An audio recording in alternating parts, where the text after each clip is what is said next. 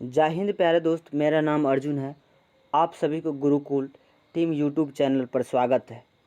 आज हम एक महत्वपूर्ण टॉपिक सेलेक्ट किए हैं जिससे रेलवे बार बार क्वेश्चन पूछता है। रेलवे नहीं बल्कि अन्य सभी जो प्रतियोगी परीक्षा है उन सभी में इस टॉपिक से बार बार क्वेश्चन पूछा जाता है। टॉपिक है प्लांट टिश्यू। प्लांट टिश्यू जिसे हम कहते हैं पादप उत्तक कहते हैं। प्लांट टिश्यू को दो भागों में बांटा गया है, मेरिस्टेमेटिक टिश्यू जिसको हम विभेजक के ऊतक कहते हैं, और एक है परमानेंट टिश्यू जिसको हम अस्थायी ऊतक कहते हैं। अब इन दोनों को भी अलग अलग किया गया है। अब इन दोनों को अलग करने से पहले इन दोनों के बारे में कुछ हम जानकारी ले लें कि इनमें सबसे महत्वपूर्ण जानकारी दिया गया है कि मेरिस्टेमेटिक टिश्यू जो होता है इसमें कोशिका विभाजन की क्षमता होती है, जबकि परमानेंट टिश्यू में ऐसी कोई क्षमता नहीं होती है। मेरिस्टेमेटिक टिश्यू जिसको हम विभेजक के ऊतक कहते हैं, इसका कोशिका अपरिपक्व होता है, जबकि परमानेंट टिश्यू को कोशिका परिपक्व होता है। और एक महत्वपूर्ण पॉइंट और है कि मेरिस्टेमेटिक टिश्यू में कोशिकाएं हमेशा जीवित रहती है, जबकि परमानेंट टिश्यू में कोशिका जीवित एवं मृत्यु दोनों भी रह सकती है। अब हम देखते हैं आगे नेक्स्ट पॉइंट। प्लांट टिश्यू को दो भागों में जो बांटा गया है कि उनमें तो आपने दो भाग तो देख लिया, पहला कौन सा विभेजक के ऊतक और दूसरा अस्थायी ऊतक। अब इनको भी बांटा गया अलग अलग भागों में। देखिए यहाँ पर कि मेरिस्टेमेटिक टिश्यू जिसको हम कहते हैं विभेजक के ऊतक, इसको भी तीन भागों में बांट दिया गया है। पहला भाग है एपिकल मेरिस्टेम, दूसरा है इंटरकैलरी मेरिस्टेम और तीसरा है लेटरल मेरिस्टेम, जिसका हिंदी होता है शीर्षस्थ विभेजक, अंतर्विष्ट विभेजक और पार्श्वस्थ विभेजक। अब हम अस्थायी ऊतक को बाद में पढ़ेंगे, पहले इन सभी का कार्य पढ़ लेते हैं। देखिए ये जो दो भाग है ना, ये जो दो है एपिकल और इंटरकैलरी, इसको हम कहते हैं प्राथमिक मेरिस्टेम।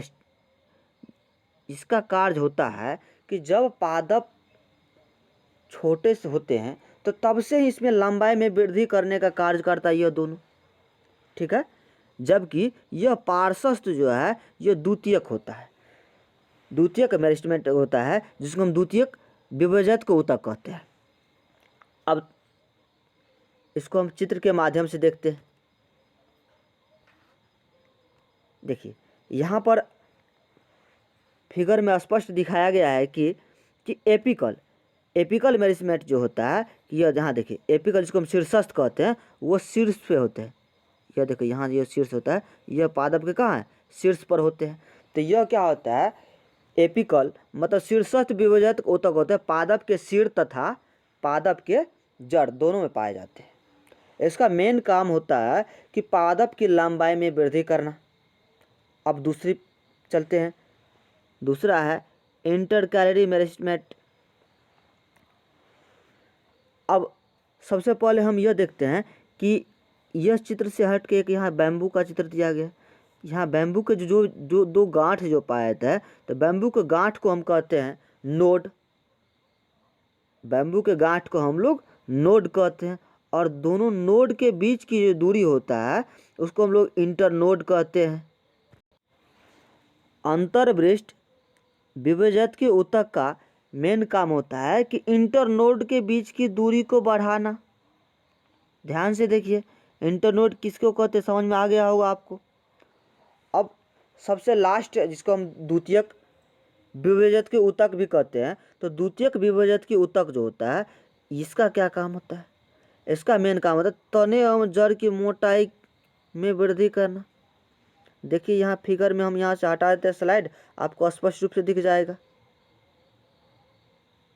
इसका क्या काम होता है, लेटरल, देखिए यहाँ दिया गया है लेटरल मेरिस्टेमेंट, यहाँ जो दिया गया है पादप के जड़ में आप स्पष्ट रूप से देख सकते हैं। यह क्या करता है, मोटाई में वृद्धि करने का कार्य करता है। आपको यह समझ में आ गया होगा। इस पार्ट से कई बार क्वेश्चन पूछे गए, यहाँ से कई बार क्वेश्चन पूछे गए हैं। इस क्वेश्चन को अपने अपने तरीक़ा से हर एग्जामिनर पूछते हैं। और यदि ये मुझे कॉन्सेप्ट क्लियर है तो किसी भी कितना भी घुमा कर क्वेश्चन पूछे हम लोग उसका जवाब आसानी से दे सकते हैं। तो विभेजक के ऊतक को हम लोग यहाँ से देख लिया।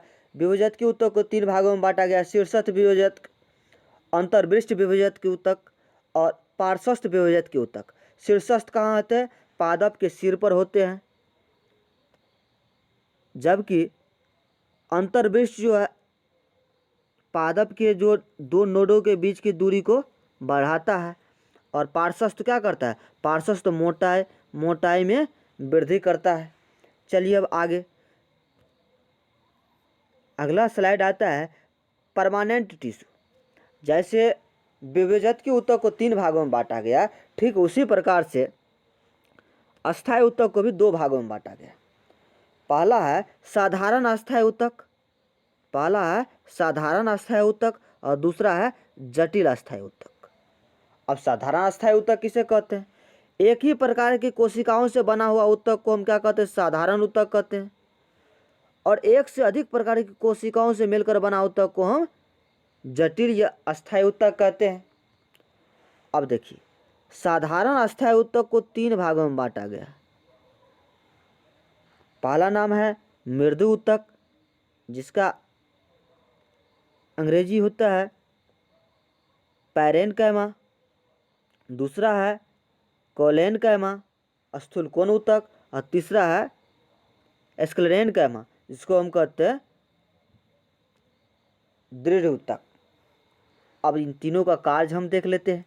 पैरेन्काइमा का मुख्य कार्य होता है फूड को संचयित करना, फूड को रिजर्व करना। स्थूलकोण का क्या कार्य होता है, जिसको हम कोलेनकाइमा कहते हैं, इसका क्या काम होता है? यह फ्लेक्सिबिलिटी देता है, जिसको हम कहते हैं लचीलापन देता है। पादप में लचीलापन इसी के कारण से होता है। तीसरा पॉइंट आता है कि दृढ़ ऊतक, यह पादप में हार्डनेस, जिसको कहते हैं मजबूती प्रदान करता है। अब जटिल अस्थायी ऊतक का नाम हम देख लेते हैं। जटिल अस्थायी ऊतक 2 है, जाइलम और फ्लोएम। जाइलम का क्या कार्य होता है? जाइलम का कार्य होता है कि पृथ्वी के नीचे से जल एवं खनिज को अवशोषित करके पादप के पत्तियों तक पहुंचाना, जबकि फ्लोएम का कार्य होता है बना हुआ भोजन को पादप के सभी भागों तक पहुंचाना।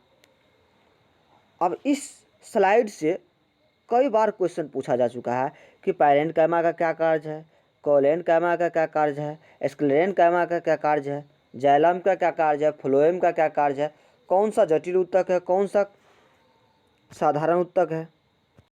अब हम यहाँ पैरेन्काइमा से संबंधित कुछ महत्वपूर्ण जानकारी यहाँ पाएंगे, जिसको हम पैरेन्काइमा को मृदु ऊतक कहते हैं। देखिए पहला है कि पैरेन्काइमा जो होता है, जिसको हम मृदु ऊतक कहते हैं, यह जीवित कोशिकाएं होती है। पतली कोशिकाएं भित्ति वाली होती है। इनके बीच अधिक अंतर कोशिकीय क्षेत्र होते हैं, कहने का मतलब अधिक खाली स्थान होते हैं।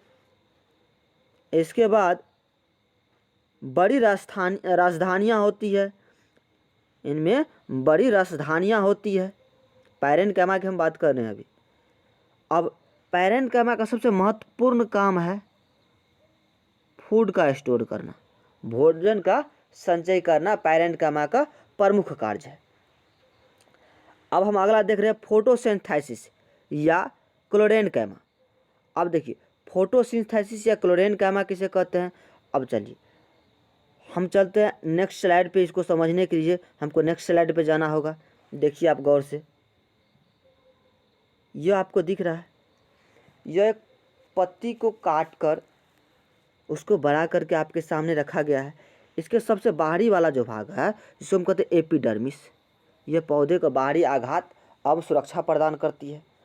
उसके जस्ट नीचे जो होता है, यह क्या होता है? देखिए यहाँ लिखा है पैरेन्काइमा। ये वाला जो भाग आता है, ये वाला भाग क्या है? पैरेन्काइमा। देखिए आप गौर से यहाँ लिखा गया है। अब पैरेन्काइमा के बीच में देखिए एक डॉट डॉट यहाँ दिया गया है। ये जो डॉट डॉट है, ये होता है क्लोरोफिल। यह क्या है? क्लोरोफिल। और अब मुझे पता है कि क्लोरोफिल प्रकाश संश्लेषण में मदद करता है। और जब प्रकाश संश्लेषण में यह मदद करेगा तो जो पैरेन्काइमा प्रकाश संश्लेषण में मदद करेगा वह कहलाएगा क्लोरेन कैमा। अब हम क्लोरेन कैमा समझ में आ गया हमको। अब नेक्स्ट चीज़ हम देखते हैं, यहाँ दिया गया है एरेकेन कैमा, एरेन कैमा। अब एरेन कैमा क्या होता है? एरेन कैमा देखिए जलीय पौधों के उत्प्लावन बल देता है।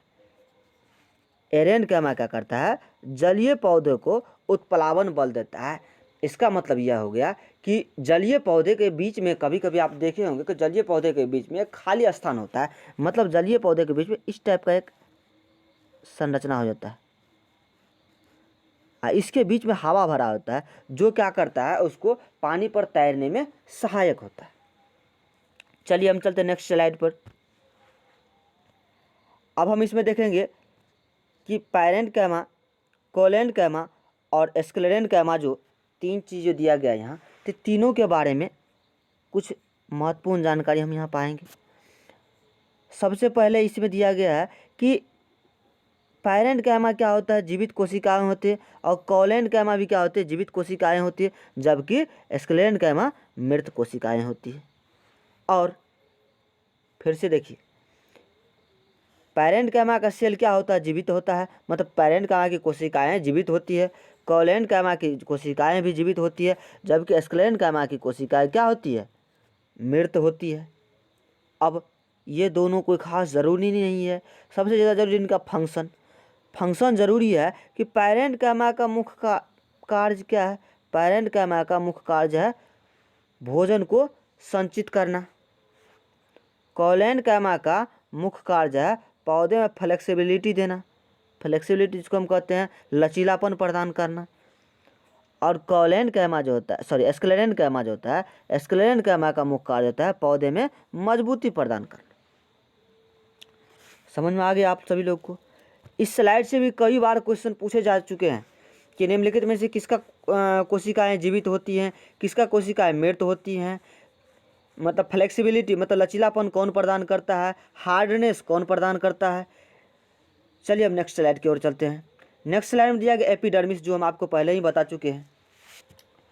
अब जितना आपको हम थ्योरी बताए यहाँ, इससे संबंधित क्वेश्चन हम आपको नेक्स्ट वीडियो में देंगे, ताकि आपको यह लग जाए कि वास्तव में यहाँ से क्वेश्चन पूछा जाता है, कि यह नहीं हम अपने मन से कहते क्वेश्चन पूछा जाता है। आपके पास यदि सेट है, एनटीपीसी या ग्रुप डी का सेट है, आप सेट खोल के देखिए, तब आपको यकीन होगा। और हम आशा करते हैं कि यह वीडियो आपके लिए हेल्पफुल होंगे। और यदि यह वीडियो आपको पसंद आया होगा तो वीडियो को लाइक एवं चैनल को सब्सक्राइब कर लीजिए। आप सबकी सपोर्ट की अभी मुझे ज़रूरत है। धन्यवाद।